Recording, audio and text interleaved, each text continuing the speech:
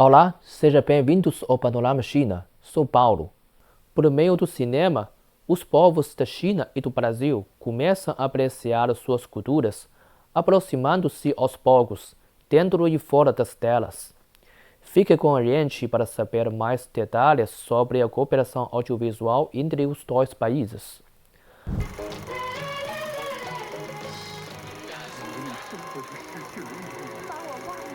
Na década de 1980, a telenovela brasileira A Escrava Isaura fez enorme sucesso na China. A busca de Isaura por liberdade e amor tocou o coração de centenas de milhões de chineses, afirmou o presidente Xi Jinping em discurso no Congresso Nacional do Brasil em 2014. A atriz brasileira Lucélia Santos tornou-se assim uma das atrizes estrangeiras mais populares entre o público chinês, sendo eleita melhor atriz estrangeira no Prêmio Águia de Ouro em 1985, com cerca de 300 milhões de votos. Eu só soube do sucesso da novela, e inclusive aí eu soube, a notícia veio junto, de que a novela tinha passado lá na China, porque eu ganhei o prêmio Águia de Ouro e eu recebi um convite para ir pessoalmente receber o prêmio. E foi assim o meu primeiro contato com o povo chinês. Essa experiência marcou o início de uma ligação de longa data entre Lucélia e a China, que já se estende por décadas. Talvez tenha sido realmente o evento cultural, profissional mais importante da minha vida. E também com um peso considerável para a história da diplomacia brasileira. Eu comecei a visitar a China regularmente, eu fui à China acho que em torno de 25 vezes ao longo de toda essa minha história. Me tornei amiga de muitas pessoas lá, muitos chineses, muitos profissionais da TV chinesa. E eu comecei a ficar muito empolgada com essa possibilidade de parcerias culturais, de coproduções, de olhar duplo. Nos 40 anos seguintes, ela participou de diversos projetos de cooperação audiovisual entre os dois países. Seu trabalho ajudou a aproximar, pouco a pouco, Brasil e China por meio das imagens. E isso facilitou, sem dúvida alguma, e muito as relações entre os países. Tanto que eu fui à China como convidada oficial da comitiva brasileira do governo Fernando Henrique Cardoso, a convite do presidente Fernando Henrique Cardoso. Depois eu fui à China 2 vezes com o presidente Lula. E assim foi participando de encontros, conversando com as televisões chinesas, dando entrevistas, abrindo realmente um portal para comunicação sobre o Brasil. O sucesso de A Escrava Isaura não apenas transformou a trajetória própria de Lucélia, como também permitiu que milhões de chineses tivessem seu primeiro contato com o Brasil. Tem uma amiga minha que ela falou assim, Arthur, eu não sabia o Brasil, eu não conhecia o Brasil. Quando eu assisti a novela Escrava Isaura, eu fui buscar no mapa onde é essa novela, está falando onde. Aí eu descobri que num outro ponto do planeta tem um país que chama-se Brasil. Então essa é a potência da audiovisual, de cinematografia. Foi com A Escrava Isaura que os dois países, separados por vastos oceanos, marcaram o início de uma aproximação. Aos poucos, a cooperação audiovisual começou a ganhar forma. Cada vez mais pessoas, como Lucélia, passaram a se dedicar a esse intercâmbio. Chen Xiangguang é um deles. Há 4 anos, ele participou da criação da primeira plataforma online no Brasil, voltada exclusivamente à exibição de produções chinesas.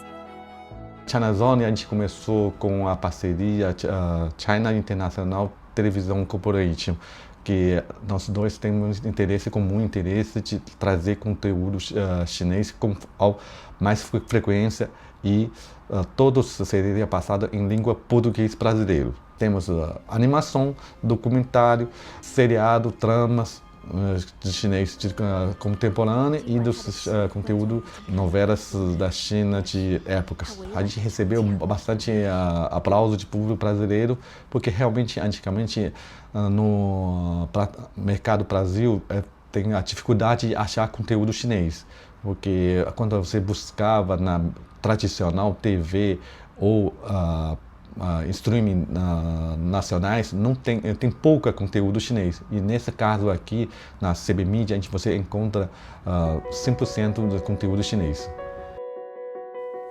Para ele, a visualização online é apenas o ponto de partida. O verdadeiro intercâmbio ocorre no encontro presencial. Com esse propósito, ele passou a organizar a Mostra de Cinema China-Brasil, que já tem 4 edições e exibiu mais de 50 obras audiovisuais. A nossa mostra são 6 filmes brasileiros e 6 filmes chineses. Estamos fazendo intercâmbio. Quando a primeira vez que a gente realizou a Mostra de Cinema, era tão dificuldade que a gente enfrentava com o conteúdo da China e do Brasil. Hoje em dia, com 4 edições, a gente já tem um nome referente no mercado, que o pessoal reconhece. Ano passado, a gente fizemos mostra de curta-metragem, som para aprendizagem, voltado para mercado de audiovisuais de jovens, novos produtores. Então, esse aí é o futuro da audiovisual. Então, a gente queria que o pessoal universitário que está começando com carreira também se aproximasse. Nos últimos anos, filmes brasileiros como Ainda Estou Aqui e Agente Secreto chegaram às salas de cinema na China, enquanto outras produções do país têm ganhado destaque em importantes festivais realizados no país. Do outro lado do planeta, documentários, filmes e séries chinesas têm ganhado espaço na mídia tradicional e nas plataformas digitais no Brasil, conquistando cada vez mais público. Por meio do cinema, os dois povos passam a conhecer melhor suas histórias e apreciar suas culturas, aproximando-se pouco a pouco, dentro e fora das telas. O cinema, a indústria audiovisual, ela tem a capacidade de contar as nossas histórias. Então, toda vez que a gente tem a oportunidade de compartilhar isso, seja passar filmes do Brasil na China ou assistir filmes chineses aqui, é uma forma de criar curiosidade, despertar essa aproximação cultural que já existe em outras áreas. Então, é uma maneira de fortalecer a amizade dos nossos povos. A China, em algum momento recente, foi um país que tinha desafios econômicos, né, de pobreza, né, e China se desenvolveu muito rapidamente, né, essa transformação acelerada que levou o patamar de consumo, né, do chinês para outro nível, né, e o Brasil também, de certa maneira, é um país muito pobre há 20, 30 anos atrás e que se desenvolveu muito rapidamente também. Isso traz, né, novos desafios, novas contradições, novas experiências humanas nesse desenvolvimento acelerado. Acho que isso conecta muito, na verdade, bem, porque os países passam a lidar com essa produtividade, né, com essa transformação econômica. Agora, é claro que são culturas muito distantes, né? E histórias muito distantes dos nossos povos, dos nossos países. Mas eu acho que existe uma empatia, uma sincronicidade de afetos muito importante. Antes a gente se estranhava, aí fomos nos aproximando. Hoje eu considero que nós somos bons amigos. Já tem tapinha nas costas, uma certa intimidade cultural, não é? Bonita. A sul-mato-grossense Etneia Camargo é uma referência no Brasil no Kung Fu. Para ela, as viagens à China foram um incentivo para buscar evolução constante no esporte. Assista ao vídeo e conheça a história dela. Você deve imaginar que a história que a gente vai contar é sobre Kung Fu. Mas não é. É sobre algo que acontece muito além desse espaço de luta. Acontece bem aqui. É sobre conquistar o inimaginável somente com o que tem disponível. Aqui no Brasil a gente não é um esporte considerado profissional. Então, assim, grande parte dos atletas daqui do Brasil trabalham, né, e treinam. Então, ele divide ali o dia entre a rotina normal de trabalhador e de atleta. E foi nessa rotina de várias jornadas que essa integrante da seleção brasileira de Kung Fu foi 13 vezes campeã brasileira, 6 vezes pan-americana e outros 6 títulos no sul-americano. Ainda tem 2 bronzes e 1 prata no campeonato mundial. O esporte levou a Edneia para a China já por 6 vezes. Foi medalhista na Copa do Mundo de Sanda em Hangzhou, Shanghai, Jiangsu. Teve medalha também no torneio de Wushu para convidados em Jiangsu. No gigante asiático, também fez aclimatação na Universidade de Beijing e até um intercâmbio de treinamento em Hefei. Nós ficamos praticamente mais de um mês dentro de um centro olímpico de treinamento, na qual a gente teve a oportunidade de ver de perto, de vivenciar a rotina dos atletas de alto nível da China. E assim, para mim, assim, foi um divisor de águas. Quando eu fui e vi toda essa estrutura, eu vi que tinha muita gente de alto nível e assim, eram pessoas assim, várias pessoas da mesma categoria e que tinham um nível muito alto, né? E só que assim, isso não me fez chegar e ficar desanimada, nada disso. Eu acho que para mim foi um divisor de águas, como eu disse. Eu cheguei aqui e tentei fazer o meu melhor nas condições que eu tinha. Então, assim, uma coisa que eles tinham muito lá era a disciplina, de treinar todo dia, de fazer tudo que tinha que ser feito para poder ter alto rendimento. Então, é o que eu fazia aqui dentro da minha rotina. E já tem uma nova geração de atletas de malas prontas para seguir a mesma rota. Rumo ao Oriente. Isabela vai para competir. Olha, tá uma preparação bem boa, né? Porque, assim, a gente fica um pouco nervosa, mas temos que se preparar bem. Eu tô treinando bastante, me dedicando bastante para esse Mundial. Quem também já esteve na China foi o primeiro treinador da Edneia, que segue na função com ela até hoje. Atual técnico da seleção brasileira de Kung Fu, ele contou pra gente como está a representação do país na categoria. O Brasil tem crescido bastante no Kung Fu Wushu. Nesse Mundial tivemos medalha de prata, medalha de bronze, tivemos uma ótima colocação pelos nossos atletas. Por aqui, Edneia é uma celebridade, mais que isso, uma inspiração para essa nova geração de atletas.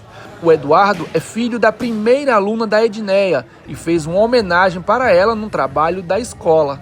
A gente fez um poema e daí a professora pediu pra gente escolher alguém. E daí minha mãe achou que ia ser minha mãe, mas eu escolhi a Edneia. Para esses jovens, ela tem uma recomendação certeira e é baseado em tudo que ela já viveu lutando. O foco, a disciplina, o querer, acho que você não desistir nunca, sabe?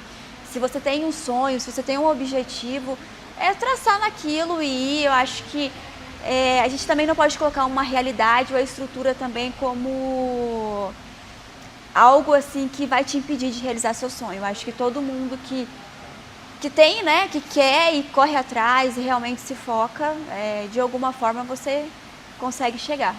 Mas onde estão as imagens da Edneia treinando hoje? Essa nós não temos. Aqui ela até parece que está fazendo um treinamento físico, mas só parece, porque na verdade isso é reabilitação. Ela sofreu uma lesão no Campeonato Mundial de 2025, justamente quando as lutas foram aqui no Brasil. Quando ela entrou em queda contra a adversária, a perna dela escorregou no tatame e ela caiu sobre a própria perna, né? E a adversária dela caiu sobre ela. E aí ela teve uma torção do joelho e uma ruptura do ligamento cruzado anterior do joelho dela. Precisou de cirurgia para colocar um enxerto e substituir o ligamento. Depois da recuperação, é a vez de fazer a fisioterapia. E já são 4 meses nessa rotina. Agora a tendência é só evoluir. Então, mais força, mais carga, e conforme ela for evoluindo, a gente vai introduzindo alguns exercícios de simulação, né, da luta, né, e aos pouquinhos ela vai evoluindo até completar os 9 meses. Eu nunca pensei em desistir, acho que o esporte me ensinou isso. Coisas acontecem, mas é sempre para deixar a gente um pouco mais forte. E o Wushu faz parte da minha vida, então é algo que eu vou levar para o resto da vida. De Campo Grande, Luiz Boaventura para a China Global Television Network. Na China de hoje, até o pequeno canhoto de ingresso pode impulsionar a modernização dos setores cultural e turístico. Quer saber mais? Dá uma olhada no vídeo. Depois de assistir a shows, jogos ou visitar exposições, você costuma jogar fora o canhoto do ingresso? Se a resposta for sim, talvez esteja perdendo dinheiro. No ano passado, fui assistir a um jogo de futebol na cidade de Yuxi, na província de Yunnan, no sudoeste da China.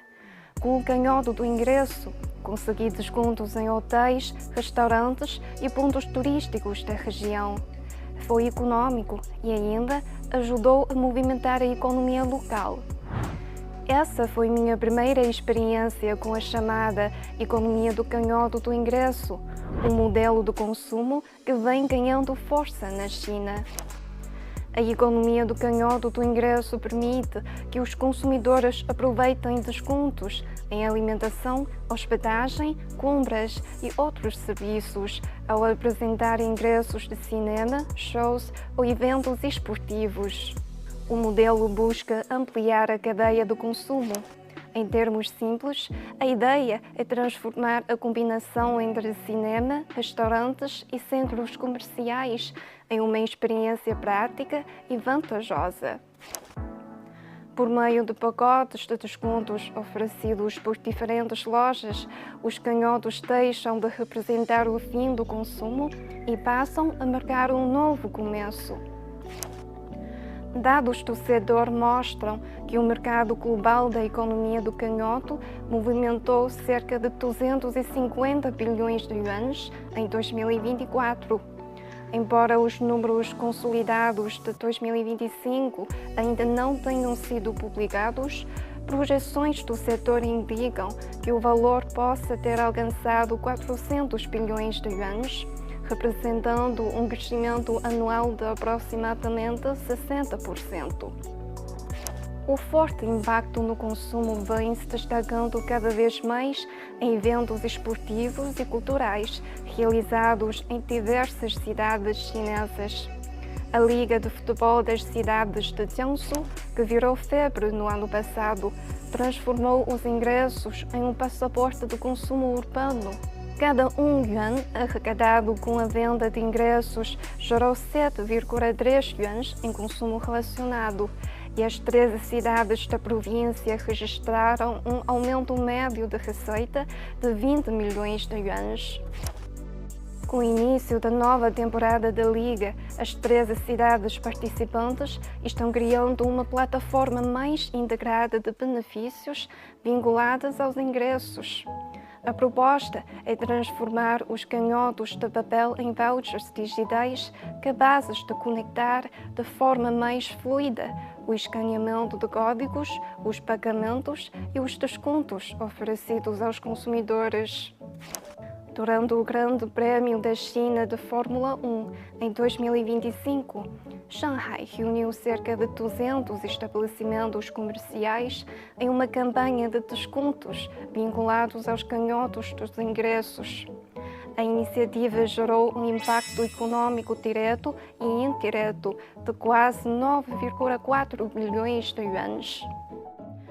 No período do evento, as vendas nas áreas comerciais do entorno cresceram 45% em relação ao mesmo período do ano anterior, enquanto a taxa de ocupação dos hotéis aumentou 20%.